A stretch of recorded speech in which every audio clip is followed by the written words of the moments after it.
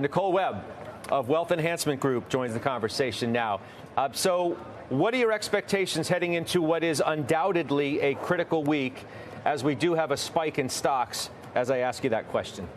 Yeah, thanks, Scott. You know, last time you and I spoke, I delivered kind of some criticism of this equal weight S&P. All we need is a flexible Fed. We have disinflation, more disinflation in the pipeline. To Dan's great point, it doesn't matter when rates come down, they're coming down this year. And look, the economy is stronger than expected. And Dan made great points around credit cards, the consumer. And yet, and it's not a but to take all that away, it's an and this has not translated into earnings per share growth. And so to us, it's not just a necessary given. It's a story, again, of kind of two distinct markets. One where, as one of our analysts put it so perfectly today, you have this scarcity premium on how to participate in AI. And you're seeing that play out in the NASDAQ and specifically in megatech.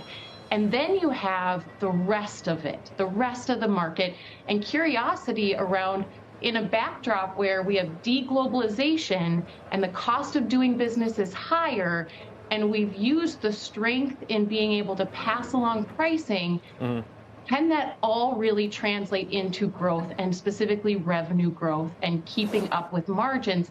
And for us, that's still what we're watching carefully for through this earnings season. But what am I supposed to do if I was expecting the broadening out of the rally to continue, but yet I've seen this return back to so-called quality, which obviously means mega caps? Am I thinking that that's just the way it's going to be for a while, and this week is only going to underscore why? Or is the Fed going to give us reason this week to think that maybe now really is the time to diversify and broaden out away from the mega caps exclusively? And I'll go back to saying it's both. This is an incredible opportunity to be a long-term investor where you have the ability to still purchase what you didn't buy in 2023, because there's a lot of laggards there. And so one should participate. And just because mega tech hit it out of the water last year doesn't mean it has to do poorly this year. Yes, it's crowded. Yes, it's expensive.